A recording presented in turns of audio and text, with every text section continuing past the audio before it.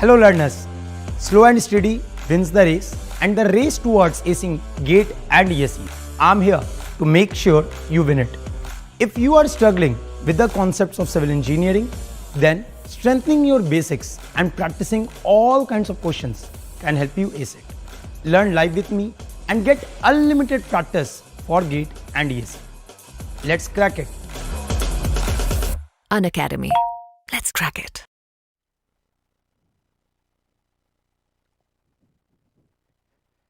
Hello to all so very good evening everyone. कैसे हैं आप लोग?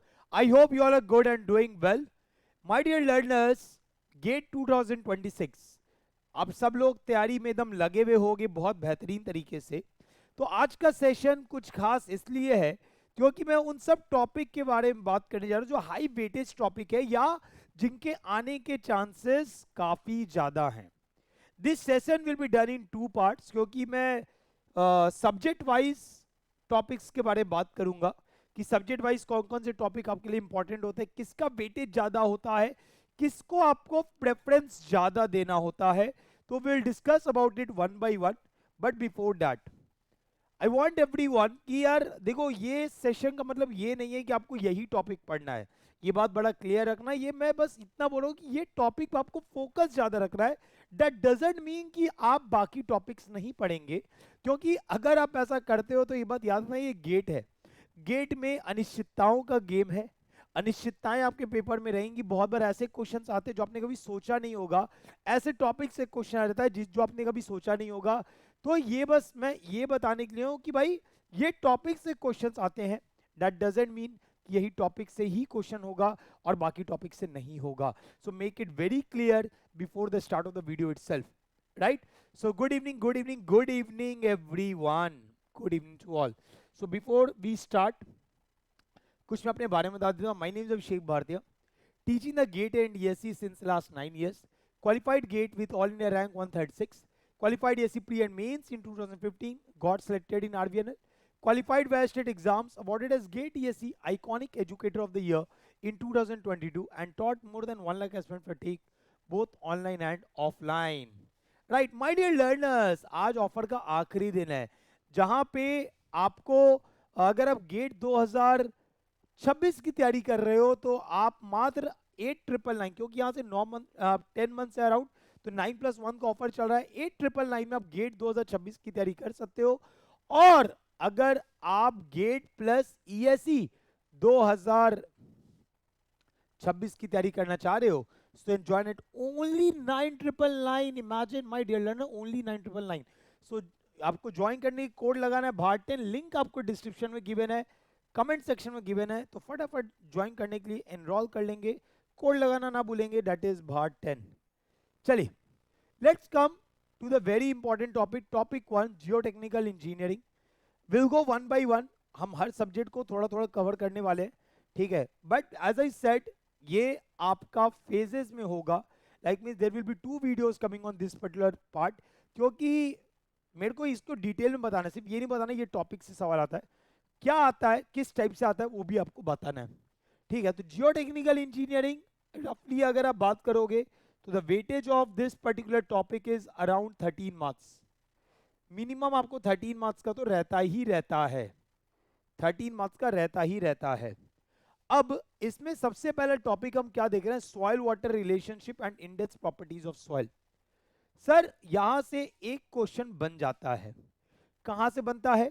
जो आपके अलग अलग रिलेशनशिप है, जैसे सहवाग फॉर्मूला है C=WG, गामा का फॉर्मूला, गामा डी का फॉर्मूला, राइट. और यहां पे आपका बेसिक्स टेस्ट होता है, ठीक है. तो यहां पे अगर मैं इस पार्ट पे बात करूं तो यहाँ पे बेसिक टाइप ऑफ क्वेश्चंस आपसे पूछे जाएंगे, फॉर्मूला बेस्ड क्वेश्चन आपसे पूछे जाएंगे और आपका कॉन्सेप्ट चेक होगा.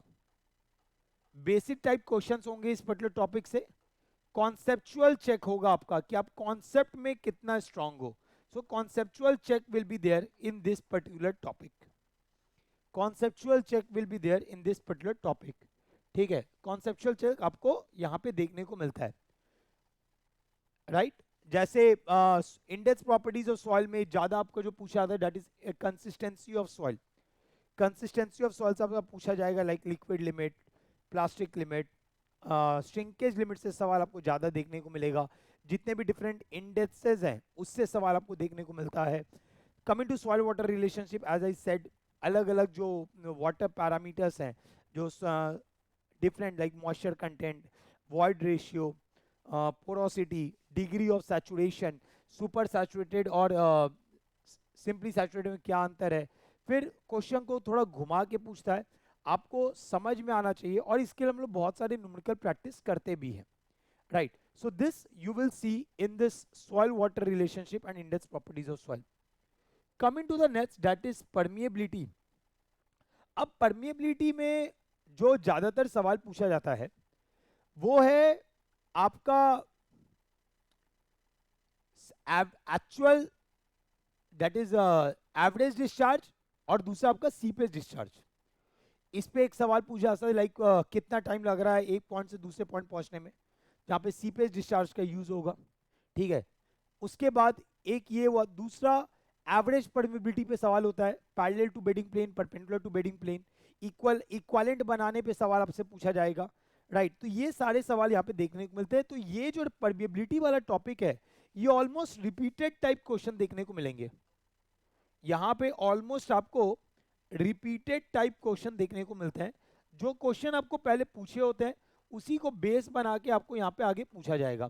सो that is a repeated type question will be seen in this particular topic, right. Coming to seepage, अब अगेन सीपेज में भी आपको रिपीटेड टाइप ऑफ क्वेश्चन ही मिलेंगे, रिपीटेड टाइप क्वेश्चन ही आपको देखने मिलेंगे इन द सीपेज एनालिसिस। अब यहां पे कैसा सवाल हो गया, जैसे कि फ्लो हो रहा है तो आपका pressure head, datum head, velocity head, that is total head, not velocity head, head loss, ये आपको ध्यान रखना है। आपको फ्लो के लॉन्ग हाइड्रोलिक ग्रेडियंट समझना है, और उसके अनुसार एट द डिफरेंट पॉइंट्स आपका हेड आपको क्लियर होना चाहिए, जिससे आप किसी भी पॉइंट पे यूजिंग द स्ट्रेस कॉन्सेप्ट, जहाँ सिग्मा यू सिग्मा डैश वाला कॉन्सेप्ट से, तो यहाँ पे सीपेज और स्ट्रेस को कंबाइन करके सवाल आपसे पूछा जाएगा, ठीक है। और आपको किसी पॉइंट पे इफेक्टिव स्ट्रेस बताना होता है, जो फर्दर आप यूज कर सकते हो फॉर फाइंडिंग एनी स्ट्रेंथ और समथिंग, राइट। सो सीपेज में आपको रिपीटेड टाइप ऑफ क्वेश्चंस आपको देखने मिलेंगे। कल के सेशन में मैंने ऑलरेडी आपको ये बात बताया था कि repeated type of question will be there from the PYQs. आप पीवाईक्यूज लगाओगे वहां पे बस मार्क करते चलना, आपको वहां पे क्लियर हो जाएगा, right. Next is your consolidation in of soil. When I say consolidation of soil, try to understand, जब हम कंसोलिडेशन ऑफ सॉइल की बात कर रहे हैं तो यहां पे क्या इंपॉर्टेंट है वो भी आपको क्लियर होना चाहिए। जो डिफरेंट कॉन्स्टेंट्स है, like coefficient of compressibility, coefficient of volume compressibility, coefficient of compression, coefficient of recompression, coefficient of consolidation, Terzaghi theory, ठीक है। उसके बाद अगर हम अगला बात कर रहे हैं आपका जो log of time fitting method, square root of time fitting method, ठीक है। ये वीडियो सेव कर लेना है, ये वीडियो आपको लॉन्ग टर्म के लिए मदद करेगा through out your preparation journey, ठीक है। तो इसके लिए वीडियो बनाया जा रहा है।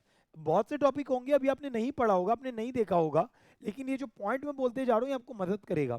तो टेरजागी वन डायमेंशनल कंसोलिडेशन थ्योरी, जहां पे ड्रेनेज पाथ का क्वेश्चन आता है, टीवी बराबर CV into T by D square, TV equal to pi by 4 U square, U का अलग अलग फॉर्मूला है, इंटरलिंकिंग विल बी देयर। तो इस टाइप के क्वेश्चन कंसोलिडेशन से पूछे जाते हैं। पोर प्रेशर पैरामीटर के क्वेश्चंस आपको यहाँ देखने को मिलते हैं। So consolidation is also one of the major part, और यहां पे again it is a concept based question. यहां पे जो क्वेश्चंस आते हैं that is concept based questions, this is also concept based questions. यहां पे जो सवाल मिलेंगे कॉन्सेप्ट बेस्ड क्वेश्चंस मिलते हैं, और साथ साथ एप्टीट्यूड टाइप क्वेश्चंस आपको मिलेंगे। मतलब आपको एक वैल्यू चाहिए तो उसके लिए पहले 2-3 वैल्यू निकालना पड़ेगा, तो aptitude type questions will be there, aptitude type questions will be there, right, that you will see in the consolidation of soil. अगला बात कर लेते हैं शेयर स्ट्रेंथ ऑफ सॉइल।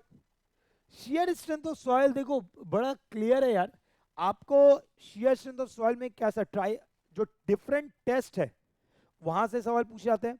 उसके बाद ड्रेन्ड अनड्रेन्ड कंडीशन में जो पैरामीटर्स वैरी करते हैं, जहां पे ड्रेन्ड अगर बात करेंगे क्लेई सॉइल का तो it may be C soil as a phi soil और सी फाई सॉइल, राइट। तो वहां पे आपको वो जो कंडीशंस है वो क्लियर होना चाहिए, ठीक है। और उसके करस्पॉन्डिंग आपसे क्वेश्चन पूछे जाते हैं। तो अगेन अगर हम शेयर स्ट्रेंथ ऑफ सॉइल की बात करें तो यहाँ पे आपको रिपीटेड टाइप ऑफ क्वेश्चंस ज्यादा देखने मिलेंगे, ठीक है। You will see the repeated type of questions more in the shear strength of soil, ठीक है। RTQ type questions, repeated type of questions will be seen more in the shear strength of soil, ठीक है। तो अगर आप PYQ अच्छे से लगाओगे तो यहाँ पे आपको प्रॉब्लम नहीं होगी, ठीक है। अगला है स्टेबिलिटी ऑफ स्लोप।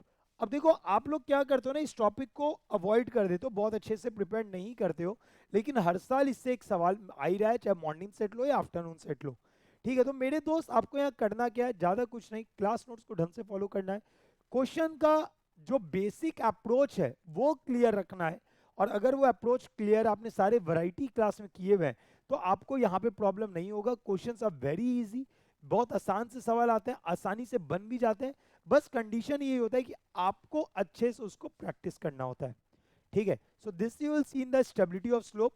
तो यहाँ पे भी अगर हम बात कर रहे हैं तो it is concept based question, concept based question, concept based question, ठीक है। It is also a concept based question, clear है बात। And the last is your foundation engineering. अब यहां पे दो पार्ट में, एक शैलो फाउंडेशन है, डीप फाउंडेशन। अगर आप शैलो फाउंडेशन में बात करोगे तो टेरजागी थ्योरी का वेटेज बहुत ज्यादा है, तो वहां से सवाल आपको ज्यादा देखने को मिलते हैं। उसके बाद आपका जो टेस्ट है that is plate load test and standard penetration test, उससे आपको सवाल ज्यादातर देखने मिलते हैं। मेयर ऑफ थ्योरी के क्वेश्चंस आपको देखने मिल सकते हैं, आईएएस कोड के क्वेश्चंस भी देखने को मिले हैं, right. So all these for the shallow foundation.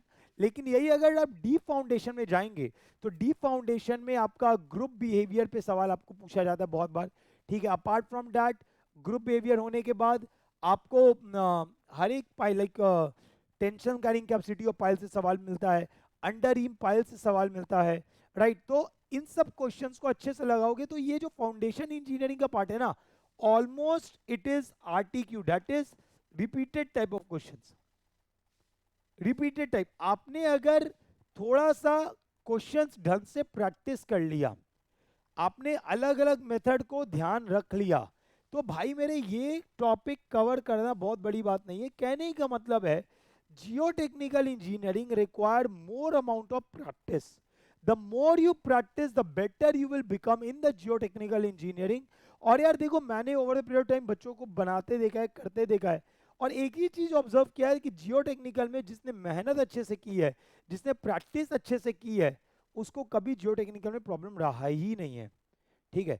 So it's all about practice. ऐसा नहीं है और टॉपिक्स नहीं है, और भी टॉपिक है like soil classification, earth pressure, stresses that is stress distribution, और भी बहुत से टॉपिक्स हैं, ठीक है। तो वो भी आपको करना है। ये मैंने कुछ की टॉपिक्स के बारे में आपको बताया है जिससे आपको सवाल पूछे जाते हैं, ठीक है।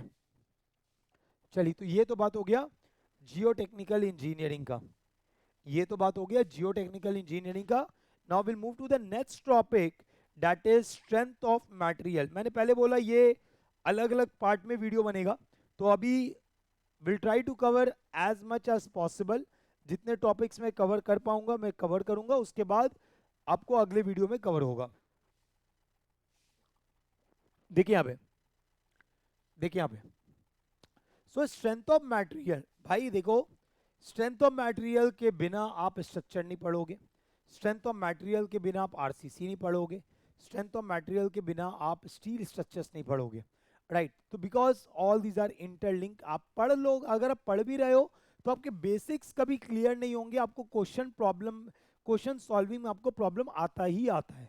इसी कारण से बोला जाता है कि पहला जो टॉपिक आपका स्ट्रक्चर वाले सब्जेक्ट्स में होना चाहिए that should be strength of material, because it will help you to boost your confidence while solving the numericals, right. तो इसमें सबसे पहला टॉपिक देखो सिंपल स्ट्रेस। अब ये जो सिंपल स्ट्रेस वाला टॉपिक है ना, ये आपका गुड क्वेश्चंस वाले टॉपिक है, लाइक एप्लीकेशन ओरिएंटेड क्वेश्चंस है, एप्लीकेशन ओरिएंटेड क्वेश्चन है। दैट मींस आपको प्रैक्टिकली फील आना चाहिए उस टॉपिक में। एप्लीकेशन ओरिएंटेड दैट मींस ये फीलिंग वाला टॉपिक है रे बाबा, दिस इज अ फीलिंग वाला टॉपिक। अगर आपको फील आ रहा है टॉपिक में तभी आप इस टॉपिक में मजा ले पाओगे, वरना मजा नहीं ले पाओगे। ठीक है, तो क्वेश्चन बनाने, जैसे इस बार जो सवाल आया था, आपको लोड लगा दिया, डिफॉर्म्ड शेप आपको समझना था और उसके बाद ही तुम बना सकते थे। अगर तुमने डिफॉर्म्ड शेप नहीं समझा है, आपसे क्वेश्चन नहीं बन सकता था। So this is a feeling वाला topic, right, application oriented topic. Principal stress, देखो प्रिंसिपल स्ट्रेस में बहुत बार रिपीटेड टाइप ऑफ क्वेश्चन भी देखने मिला है, लेकिन अभी जो रीसेंट ट्रेंड आपको देखने मिल रहा है, अगेन यहां इसको भी मैं फीलिंग वाले टॉपिक में डालूंगा। फीलिंग होना चाहिए भाई, फीलिंग नहीं है तो आप नहीं कर सकते हो। आपको यहां पे प्रैक्टिस ज्यादा से ज्यादा चाहिए, प्रैक्टिस ज्यादा से ज्यादा चाहिए। More you practice, the more you understand, the more you understand the better you will become. ठीक है, इसको मैं एप्टीट्यूड बेस्ड में भी डाल सकता हूं कि एप्टीट्यूड बेस्ड क्वेश्चन भी यहां से पूछे जाते जाते हैं, एप्टीट्यूड बेस्ड क्वेश्चन भी आपको यहां से पूछ जाते हैं। दैट मींस इंटरलिंक करके या 2-3 इक्वेशन बना के आपको सॉल्व करना है, राइट। तो यहां पे उस टाइप के क्वेश्चंस देखने मिलते हैं in the principal stress. Now the next is the bending and shear. ये जो टॉपिक होता है जनरली आरटीक्यू टाइप टॉपिक है, repeated type question type topic है ये। ठीक है, जहां पे अगर आपने जो बेसिक फॉर्म ऑफ क्वेश्चंस वो आपने बना लिए तो उसी से सवाल होता है, बहुत ज्यादा वेरिएशन नहीं होता है। ठीक है, that you will see in the bending and shear. Bending and shear, like अगर हम बात कर रहे हैं कि दो अलग अलग मटेरियल का बना हुआ है क्रॉस सेक्शन, है ना, और आपको मोमेंट कैरिंग कैपेसिटी बताना है। ठीक है, तो उस तरीके से सवाल है, या आपको बेंडिंग में मोमेंट कैरिंग कैपेसिटी पे सवाल पूछ दिया, जहां पे आपको कोई part of hatch area, cross section में कुछ हैच एरिया दे दिया, उससे सवाल पूछ रहा है, या मैक्सिमम बेंडिंग स्ट्रेस आपको पूरे बीम में पूछ रहा है। ठीक है, या कोई पर्टिकुलर डेप्थ पे, लाइक पर्टिकुलर लेयर पे अलोंग द लेंथ आपका बेंडिंग स्ट्रेस कैसे वैरी करता है, इस टाइप पे सवाल है। या अगर आपका सेंट्रल डिफ्लेक्शन पे सवाल पूछ लेता है। ठीक है, बहुत बार बेंडिंग में ही हमने टेम्परेचर वेरिएशन पे भी सवाल बनाए हैं। ठीक है, तो all these are hot topics, सवाल पूछे जाते हैं। बेंडिंग स्ट्रेंथ मैक्सिमम है, तो मैक्सिमम हमको करने के लिए जेड को मैक्सिमाइज करना, उस पर भी सवाल बहुत बार पूछा गया है। डायरेक्ट जो रिजल्ट्स है वो आपके ऑब्जेक्टिव में पूछ लिए जाते हैं। So all this will come in the bending and shear. Now the next is your deflection. Deflection में अगर आप बात करोगे तो जनरली देखो डिफ्लेक्शन का जो क्वेश्चन आपसे पूछा जाता है, या तो स्ट्रेन एनर्जी से सवाल पूछ देगा, ठीक है, या मतलब आपको अगर नॉन प्रिज्मेटिक टाइप का क्वेश्चन है तो मोस्टली आप स्ट्रेन एनर्जी ही यूज करते हो। अगर आपको स्टैंडर्ड केसेस वाले पार्ट होते हैं तो वो आप कहां कर लोगे, that will come from the superposition, you are using the Maxwell reciprocal theorem, तो वहां से आप डिफ्लेक्शन के लिए कर सकते हो। ठीक है, तो मोस्टली जो प्रैक्टिस का गेम है ये, it is more about the practice. तो यहाँ पे भी अगर हम बात करेंगे डिफ्लेक्शन को, तो ये और कुछ नहीं, ये आरटीक्यू टाइप टॉपिक है, repeated type of question topic है, जहां पे आपको इसी टाइप का क्वेश्चन बार बार रिपीट होता है। आप उठा के देख लो, आपको यही समझ में आएगा। ठीक है, तो अगर आपने पीवाईक्यू ढंग से लगाया हुआ है तो यहाँ पे आपको प्रॉब्लम नहीं आती है। Same goes with the torsion. Torsion is also the topic जहां पे अगर आपने जो बेसिक फॉर्मेट है क्वेश्चंस की अगर आपने वो लगा लिया है तो टॉर्शन में प्रॉब्लम नहीं आएगी। मतलब कहने का है कि यही तो टॉपिक ऐसा है जो आपको परेशान करता है।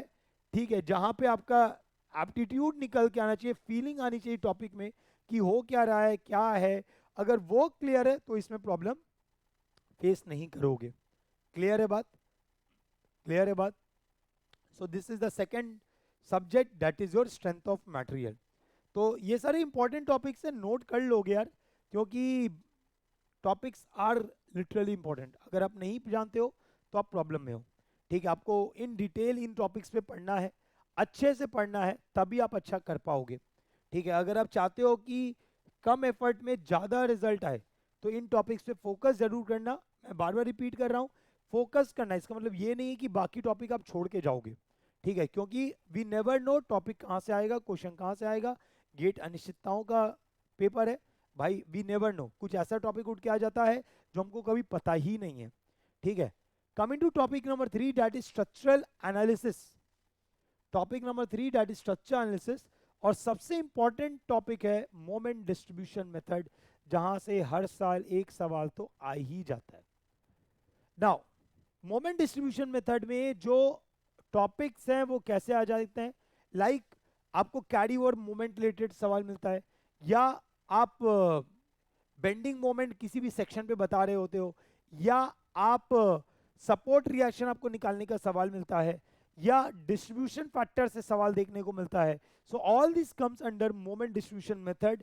और इनडिटर्मिनेट स्ट्रक्चर्स के लिए हम करते हैं इसको. तो मेरे दोस्त ये टॉपिक आपके लिए इंपॉर्टेंट हो जाता है.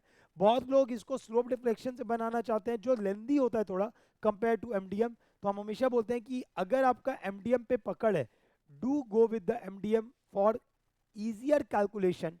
कम टाइम में आपको कैलकुलेट करने में मदद मिलता है. एंड दैट टू ये फीलिंग बेस्ड टॉपिक है, जितना फील लोगे उतना मजा आएगा. तो अगर हम मोमेंट डिस्ट्रीब्यूशन मेथड बात करें, this is RTQ type topic, repeated type of question. तो आपने अगर गेट इंजीनियरिंग सर्विसेज के क्वेश्चन ढंग से लगाए हुए हैं, अगर आपने गेट और इंजीनियरिंग सर्विसेज क्वेश्चन ढंग से लगाए हुए हैं, तो आपको इन टॉपिक्स में प्रॉब्लम नहीं आएगी. ठीक है, प्रैक्टिस ज्यादा से ज्यादा करिएगा, पीवाईक्यू ज्यादा से ज्यादा लगाइए. ठीक है, आप जितना बार लगाओ उतना आपको सीखने को मिलेगा, specially in this moment distribution method. Truss analysis. अब यहां पे अगर आप बात करोगे, किसी भी मेंबर पे फोर्स निकालना है, ठीक है, वो तो एक प्राइम क्वेश्चन आता है, either using method of joints और method of section, depending question का वैरायटी क्या है. अपार्ट फ्रॉम दैट, अगर यहाँ बात करें, number of zero force members निकालना होता है, हॉरिजॉन्टल वर्टिकल डिस्प्लेसमेंट निकालना होता है, ट्रस के मेंबर का रोटेशन निकालना होता है. इस टाइप ऑफ क्वेश्चंस यहाँ पे आपको ज्यादा देखने मिलेंगे. That will be in the truss analysis. That will be in the truss analysis. आपको इस टाइप के क्वेश्चंस ज्यादातर देखने को मिलते हैं. ठीक है, and the next is your influence line diagram. यार देखो, ये टॉपिक ना, ये टॉपिक ऐसा है जो कॉलेज में आपको कभी समझ में नहीं आया, लेकिन मेरा हमेशा का भरोसा है कि ये टॉपिक ऐसा है कि स्कोरिंग टॉपिक है. अगर आपने इस टॉपिक को ढंग से पढ़ा तो आपको एक बार पढ़ने की जरूरत है, बार बार पढ़ने की जरूरत ही नहीं है. ठीक है, तो ये सारे जो ट्रस एनालिसिस हो गए, ये एप्टीट्यूड बेस्ड है, थोड़ा आपको दिमाग लगाना होता है, और ये प्रैक्टिस का गेम है दोस्त, ये प्रैक्टिस का गेम है. ठीक है, influence line diagram, it's kind of RTQ. भाई आपको इसी टाइप के क्वेश्चंस पहले भी देखने को मिले होंगे, और वही क्वेश्चंस यहाँ पे पूछे जाते हैं. ठीक है, तो influence line diagram is a scoring topic. मैं हमेशा बोलता हूँ ILD is a scoring topic, truss is also a scoring topic. Truss का गेम पूरा प्रैक्टिस का है. अगर आपका मैकेनिक्स स्ट्रांग है थोड़ा, या नहीं भी स्ट्रांग है, विद द प्रैक्टिस आप स्ट्रांग कर सकते हो, और ये दो टॉपिक में आप डेफिनेट स्कोर करोगे, no doubt in that, no doubt in that. ठीक है, तो आप इन टॉपिक्स पे, ये जो टॉपिक्स है ना, मोमेंट डिस्ट्रीब्यूशन, ट्रस, इन्फ्लुएंस, बस पूरा गेम है एफर्ट लगाना, प्रैक्टिस करना, रिजल्ट आपके हाथ में होगा. क्लियर है बात? एक क्लियर है बात? चलिए, moving to the next topic, that is open channel flow. Moving to the next topic, that is open channel flow, जहां पे सबसे पहला है यूनिफॉर्म फ्लो, जहां पे आपका most economical and efficient channel से सवाल पूछ सकते हैं. Made B rectangular, triangular, circular, trapezoidal. ठीक है, इससे आपको सवाल पूछा जाता है. मोस्टली ट्रापेजॉइडल से सवाल पूछा जाता है. स्टैंडर्ड रिजल्ट्स हैं, उसको आपको याद रखना है, उसको अप्लाई करना है. ठीक है बात? सो मोस्टली यूनिफॉर्म फ्लो में आपको ट्रापेजॉइडल से ही सवाल देखने को मिलता है. Next, energy depth relationship.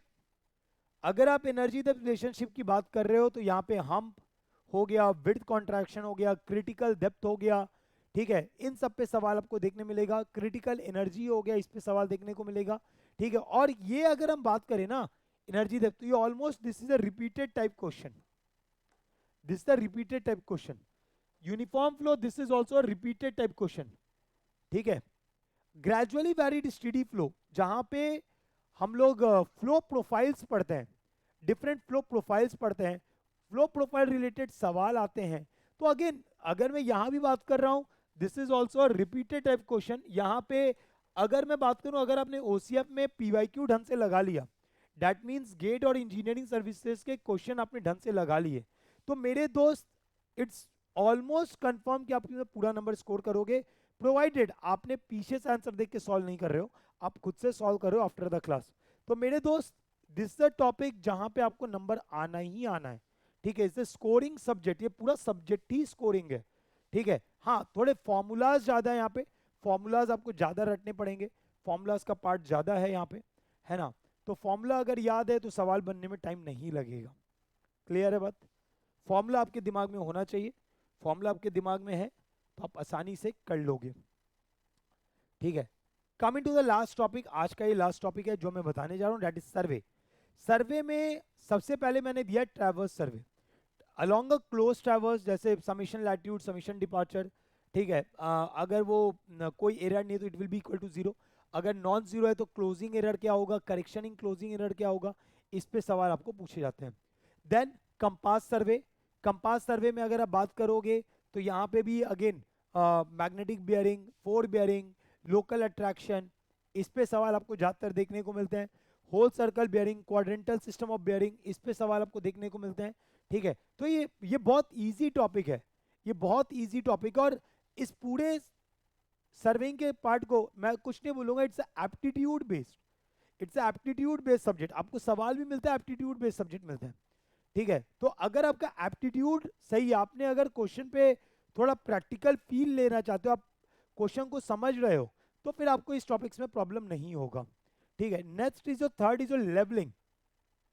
Levelling में अगर आप बात करोगे height of instrument method, rise and fall method, इस पे भी सवाल देखने मिलते हैं। Then we have reciprocal levelling, है ना। Then we have corrections in due to curvature, atmospheric refraction, combined correction, distance of visible horizon, इन सबसे आपको सवाल देखने को मिले हैं in the surveying in the past years, right. तो अगर आप इन टॉपिक को बस एक बार ढंग से पढ़ लोगे, ठीक है, तो ये बहुत बड़ी बात नहीं है, आप आसानी से बना के आ जाओगे। फोटोग्रामेट्री, भाई photogrammetry is all about visualization, 3D figure आपको समझ में आना चाहिए। फॉर्मूला याद हो जाता है, बड़ी बात नहीं होती है, फॉर्मूला बहुत आसान है, but you need to visualize हो क्या रहा है। जैसा कि मैंने बोला, topic is all about aptitude based, जितना आप विजुअलाइज करोगे चीजों को उतना आपके लिए आसान होगा। समझ में आ रहा बात? तो सर्वेइंग में आपको it's all about aptitude based, it's all about aptitude based, जितना आप समझिएगा उतना अच्छा बनाइएगा, ठीक है। क्लियर है बात? तो सर यही आपके टॉपिक्स हैं। तो ये आपका पहला फेज में मैंने सारी बातें बताई है, अगले फेज में बाकी सब्जेक्ट्स पे लेके आऊंगा और इसके बारे में और डिस्कस करेंगे। तो कमेंट में बताएंगे कौन से सब्जेक्ट का पहले चाहिए। चलिए मेरे दोस्त, अगर आपका गेट 2025 में रैंक 1 to 100 है और अब फर्दर आपको पढ़ाई करनी है, तो Unacademy is giving you special discount of 80%। Similarly अगर आपका रैंक 101 to 500 है, Unacademy is giving you the special discount of 70%। और अगर आपका रैंक 501 से 1000 है, तो अनअकैडमी आपके लिए 65% का फ्लैट डिस्काउंट दे रहा है। तो आप इसको ज्वाइन कर सकते हो। You can just contact the customer care that is support in the Unacademy app and you can avail the offer, right. अभी आप देखो यूपीपीएससी एई के बैचेस आपके लिए स्टार्ट हो चुके हैं, तो आपको जितने भी एई के एग्जाम्स सबके लिए अनअकैडमी में बैचेस है with the minimum price. You can join for technical और नॉन टेक्निकल और both, depending what you need, right. So joining करने लिए आपको कोड जो यूज करना है दैट इज VART10, ठीक है। और एटीसी का batch that is airport authority of India के लिए भी बैचेस अनअकैडमी पे स्टार्ट हो गए। So can join it only at 3999 और हर जगह कोड जो लगेगा that will be VART10, BHAR10, है ना। और अगर आप गेट को तैयारी करना चाह रहे हो, गेट 2026 की तैयारी करना चाह रहे हो, you need to join the batch that is Shreshtha batch for 26 for GATE and ESE and Vardaan batch for GATE and ESE 27, ठीक है। सारे में नए बैचेस स्टार्ट हो चुके हैं। और अब आप देख रहे हो Nalanda batch that is for BPSC, ठीक है, that is at only 4999। For technical non technical दोनों के लिए आपके लिए अवेलेबल है, ठीक है। टेक्निकल नॉन टेक्निकल दोनों लेना, दैट इज ओनली एट 5999, है ना। और MPPSC AE batch that is your Narmada batch will be also there at 3999, है ना। और Marudra batch for RPSC AE वो भी आपका स्टार्ट हो गया एट 4999 ओनली। तो यार सारे AE के लिए बैचेस आपके लिए स्टार्ट हो गए। जो भी आप स्टेट से बिलोंग करते हो, आप इन बैचेस को ज्वाइन कर सकते हो और लिंक आपको डिस्क्रिप्शन में गिवन है, क्लिक करके आप ज्वाइन कर सकते हैं। कोड लगाना नहीं भूलेंगे, दैट इज VART10। और मेरे दोस्त, what Unacademy offers, obviously we are very proud to say that with the best team we are available, with the best teachers we are available, with the best app जहाँ पे आपके doubts easily clear होते हैं। आप अपने voice chat पे आके अपने डाउट्स को क्लियर कर सकते हो, right. Even you can post your doubts in the comment section, chat section. तो ये सारे फीचर्स अवेलेबल है। प्रैक्टिस के लिए बहुत सारे ऑप्शंस अवेलेबल है in the app itself. Test आपके लिए अवेलेबल है। तो ये सब कुछ आपको प्लस में मिल जाता है। When you go for the iconic ये तो मिलता ही है, साथ ही साथ आपको 1:1 मेंटरशिप मिल रहा है, you will be getting the books in the जो आपके नोट्स होंगे हार्ड कॉपी के फॉर्म में आपके घर डिलीवर हो जाते हैं, ठीक है, और गाइडेंस आपको मिलता ही मिलता है। तो all this you getting iconic along with the plus.